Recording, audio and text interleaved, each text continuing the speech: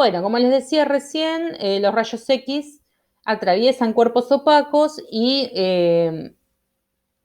permiten impresionar las partículas fotográficas.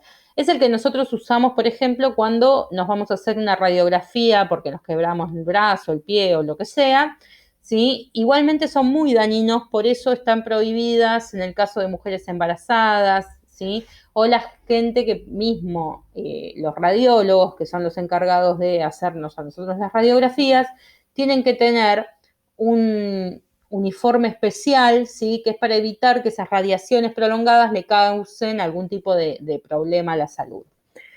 Bien, las radiaciones ultravioletas, fíjense que son antes de las que están anteriores al espectro visible, ¿sí?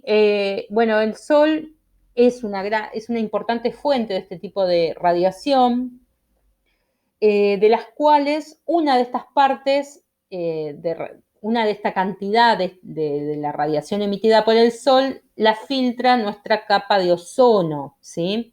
Que se encuentra en la atmósfera. Por eso es muy importante cuidar la capa de ozono, ¿sí? Porque en donde hay agujeros permite que pase una gran cantidad de estas radiaciones ultravioletas, porque obviamente la capa de ozono evita que pasen cierta cantidad, pero otros pasan. Entonces, las radiaciones ultravioletas atraviesan la atmósfera, ¿sí? No es que no la atraviesan la atmósfera, pero bueno, la capa de ozono permite controlar que no pase toda la radiación ultravioleta generada por el Sol, porque la radiación ultravioleta también es dañina si nos exponemos mucho tiempo, por eso los anteojos de sol tienen protección UV. Nosotros cuando compramos, por ejemplo, un protector solar también tiene bloqueador de este tipo de rayos, ¿sí? Fíjense que acá yo les puse que son emitidos por átomos y moléculas sometidos a descargas eléctricas, ¿sí?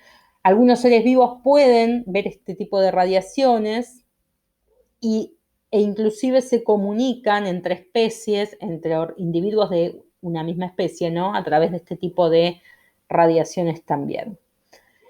Bueno, las radiaciones del espectro visible, que son las que nosotros podemos percibir mediante el sentido de la vista, ¿sí?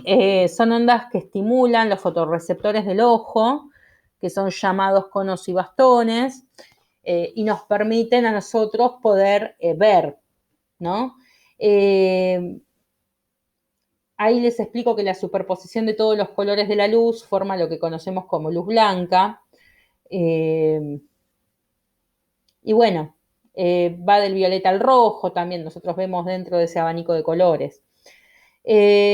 Pasamos a lo que es la radiación infrarroja. La radiación infrarroja, independientemente de su temperatura, todos los cuerpos emiten este tipo de radiación. ¿Por qué? Porque se mueven las partículas. Es decir, las partículas que componen los cuerpos, ¿sí? Todos sabemos que los cuerpos están compuestos de átomos, esas partículas se mueven, ¿sí? Y bueno, emiten este tipo de radiación. Este tipo de radiación aumenta cuando aumenta la temperatura, es decir, que si vos tenés una temperatura más elevada, vas a emitir más cantidad de radiación infrarroja. Y, por ejemplo, se usa para detectar estrellas, ¿sí? También se usan los controles remotos de la tele y algunos insectos también usan este tipo de radiación, por ejemplo, para ver dónde están los cuerpos calientes. Y bueno, en el caso del mosquito, por ejemplo, chuparnos la sangre o no, ¿sí? Bien, las ondas de microondas, por ejemplo, también son las que utilizamos nosotros en los hornos microondas para cocinar la comida, ¿sí? O para calentar una taza de té.